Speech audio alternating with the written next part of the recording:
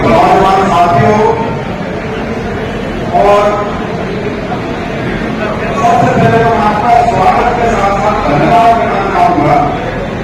सोचा तो यह था कि ऑनलाइन मीटिंग करेंगे, कुछ मौसम से बात करेंगे, लेकिन मेरे को ऐसा लग रहा है कि टेंट में बाहर का होता तो जब पेट्रोल में यहाँ करने गए वहां तो थोड़ी हवा लगती, थोड़ी सी राहत लगती, लेकिन उसके बावजूद आप सब यहाँ आए, आपका बहुत बहुत आभार।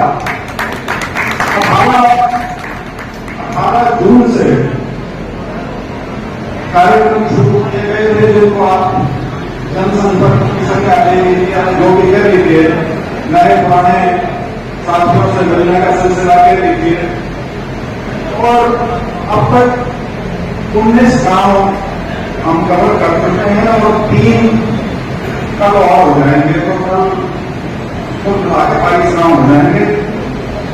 सोचा यही है कि जुलाई के तीसरे सप्ताह तक जहां के 65 गांव जो हैं वो एक बार स्नातक पूरे हो गए। आज आप सब जो यहाँ पे आए, पहले हमने ये सोचा तो ये था कि जो 4 जोन बना रखे हैं और जोन के हिसाब से जो सिलसिला जो चल रहा है, ये ऐसा नहीं है कि कोई भी गांव उठा के और कह दिया कि 3 में प्रोग्राम कर लो। ये प्रोग्राम जोन के हिसाब से बनाए हुए हैं और जो पहला राउंड था उसमें 13 गांव कवर हो गए।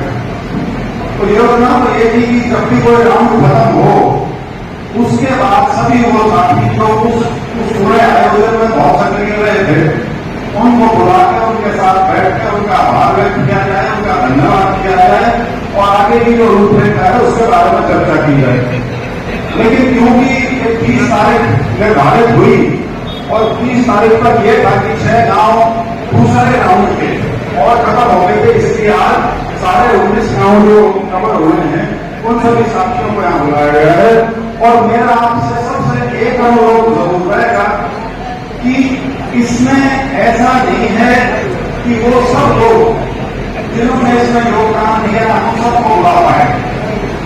बहुत से इसके बाद हम शुरू में भी अपने भाषण में कही थी कि एक कार्यक्रम हम और करेंगे जिसमें खास तौर पर वो लोग जो गांव के स्तर पर जिन्होंने बहुत काम किया है, जिन्होंने अलग अलग कार्यक्रम वहां पर करवाए, उनको भी अलग से बुला के कार्यक्रम किया जाएगा। अभी जो कार्यक्रम किया गया है उसमें एक जो हमारे पास सूची तैयार हुई वो उसके अनुसार ये कार्यक्रम किया गया है। मैं इस बात पर खास तौर पर इसलिए जोर दे रहा हूं क्योंकि जब भी जो इस तरह के प्रोग्राम की बात करते हैं मैं प्रश्न से कराता हूं। मैंने कहा कि हॉस्पिटल खुला हो गया ना उनका गुस्सा कर, मैंने कहा क्योंकि हर आदमी को लगता है कि अब 2 अक्टूबर वाली गलती हुई, उसके बाद उसका धन्यवादी प्रोग्राम चाहे हिसाब में करना हो चाहे उठाना में करना हो, हर आदमी जो उस रैली में आया चाहे उसके मन में ये थी कि मैं तो बुलाया नहीं इसमें, तो एक वो चीज रह जाती है। लेकिन आप समझ सकते हैं व्यवस्था की बात होती है, संख्या की बात होती है, सबको एक समय पर इकट्ठा नहीं बुलाया जा सकता।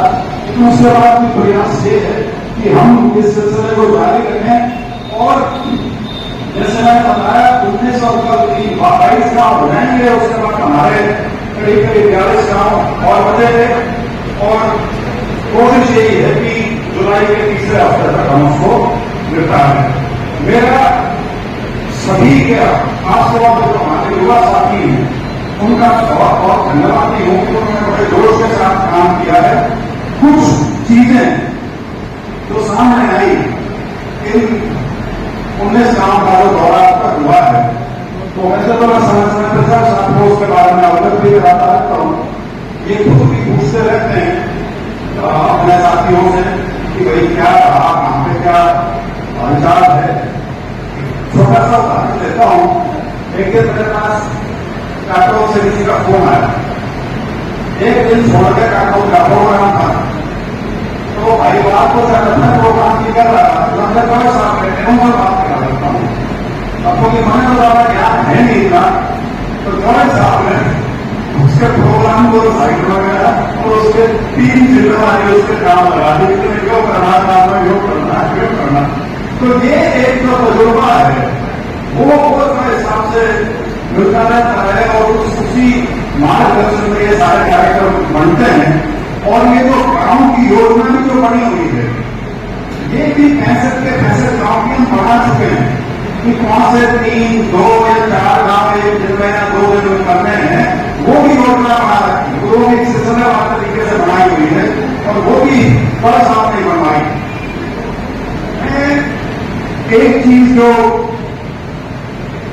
एक सुझाव जो मिला था जो मुझे भी जचा वो ये था कि हमारा कोई दफ्तर नहीं है, एक दफ्तर होना चाहिए।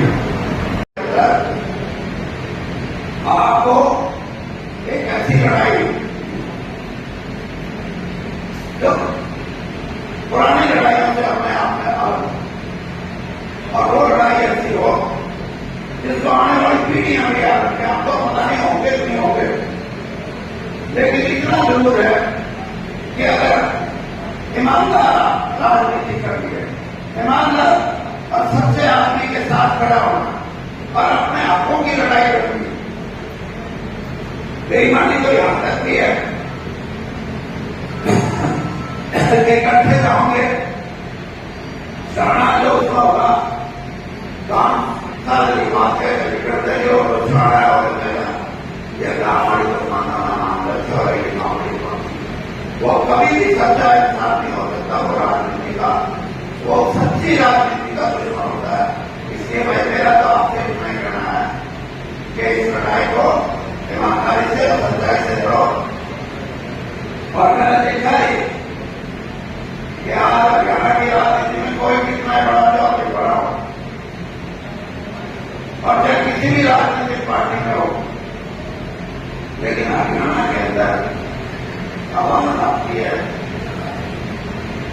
कि भाई कोई कितना बढ़ गया कितना घट गया कितना आगे निकल गया, लेकिन उदाहरण हमेशा प्रदर्शन जो है उसमें राजनीति के अंदर दुश्मन मर्यादा नहीं है जो तो इसलिए मैं तो इसलिए बात कहता हूं कि जागरण हो तो जाग जाओ और उसी रोड़े में रहना है। तो भाई पीछे रहने की बात है और पीछे रहने का मतलब समाज में मैं ये समझता हूं कि मैं अपना कर्तव्य पूरा नहीं कर सका और कर्तव्य क्या मैं मेरे भाइयों को समझा नहीं सका जगा नहीं सका। इनको लड़ाई लड़ने के इसके अंदर एक जो शक्ति पैदा करनी थी वो मैं कर नहीं सका, इसलिए मेरा दोष करी। मैं इतना चाहता हूं कि एक लड़ाई तो ईमानदारी से और पूरी ताकत से लड़ जाओ। हरियाणा की राजनीति आपके कदमों में होगी, कदमों में और बाकी धन्यवाद तो फिर दर्शन करेगा लड़के साथी करेंगे। मैं तो इतना ही कह सकता हूं कि मैं भी आप आपके पास और अपनी बात भी कहूंगा और जो लोग आज आपको अपनी ताकत समझते हैं उनके अंदर भी एक जज्बा पैदा हो कि हम अकेले दर्शन के कार्यकर्ता नहीं, हमारा बड़वा भी है, हमारे घर वाले भी है, हमारा खाना भी है, हमारा पकड़ भी है, हमारा गांव भी है। और इसलिए मिलकर लड़ाई करने की बात है, सब मिलकर लड़ेंगे तो ये सोच लो भारतीय जनता पार्टी का तो कोई भविष्य नहीं है।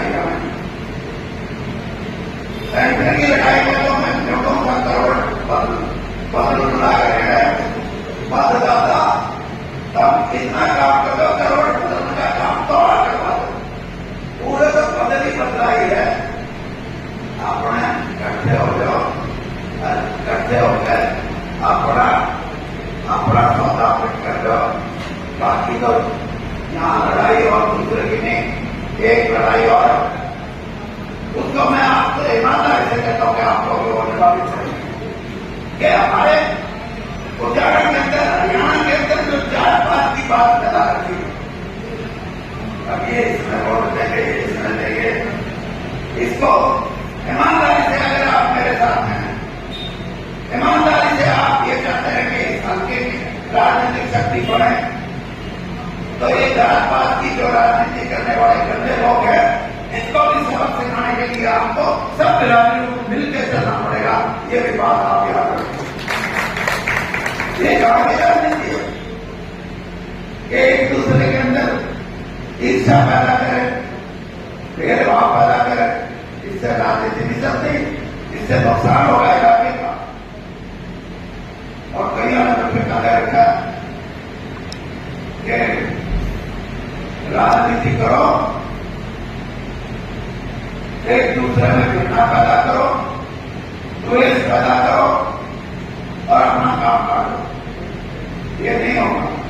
लड़ाई लड़नी है, मुद्दों की लड़ाई हो कि हमारे बेटों को बेटियों को रोजगार चाहिए, मुद्दों की लड़ाई हो कि हमारे बेटे बेटियां जो विदेशों में पढ़ने के लिए या कारोबार करने के लिए जाते हैं, उनकी जेलों में जिंदगी न कटे, दूसरे के देशों में उनको यहाँ 50-50, 40-40 लाख से लूटा न जाए, इस तरह की व्यवस्था करने वाली बात हो।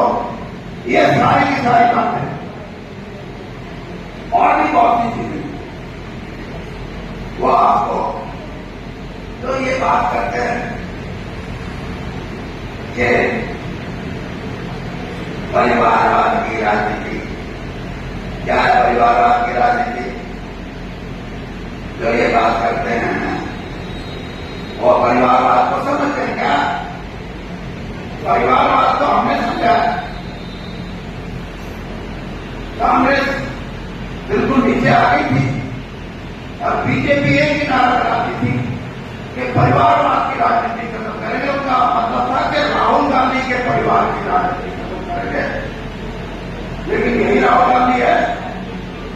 मैं तो राहुल गांधी जी को सुना के गया हूं।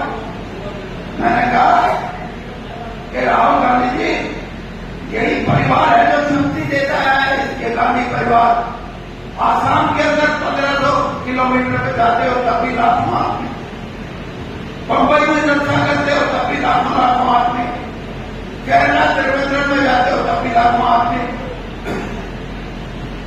हरियाणा पंजाब में। ये क्यों? क्योंकि इस देश को